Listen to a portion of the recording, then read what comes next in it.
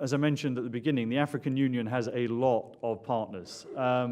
Depending slightly how you count them, there's over 40 partners that are outside the continent.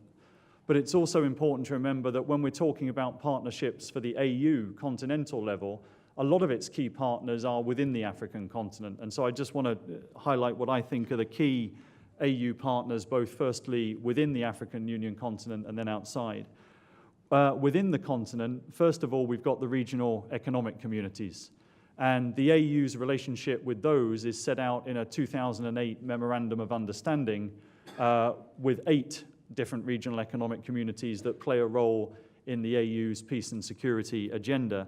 And that MOU is based on the 3 principles of subsidiarity, complementarity, and comparative advantage, which sounds great in practice and in theory, but we've seen over the years since 2008, it's been very difficult on many occasions to actually figure out what those principles mean in practical responses to crises, and crucially the question of who leads the response to a particular crisis, the AU or the sub-regional arrangements, is not always clear-cut and has been the source of some controversy.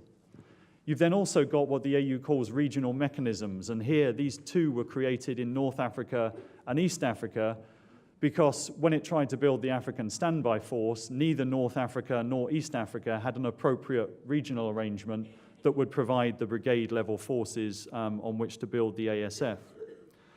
Thirdly, though, the AU also has to work with a range of sort of less, I would say, institutionalized, more ad hoc multilateral forums and institutions that have emerged. The types of things I'm talking about here are like the Lake Chad Basin Commission, for example, which is working with the AU against Boko Haram.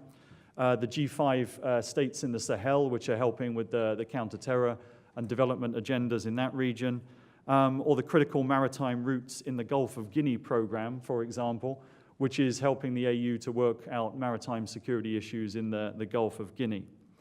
And finally, and I think so far at least has been the sort of least touched on partners, is the role of civil society organizations. The AU can't hope to achieve its stated objectives without engaging non-state actors. And it's doing so under a variety of forums, but I think the key point to take away here is while there have been more civic associations engaging with the AU over the last decade than previously, it's still a pretty small select bunch. And the vast majority, I think, of the conversations and discussions in the APSA are still very much state-centric. And to echo the theme from the earlier panel this morning, I think most of our security and peace-related challenges are pushing us away from state-centrism and state-centric types of conversations, and yet they're the hardest, I think, to take place in the AU.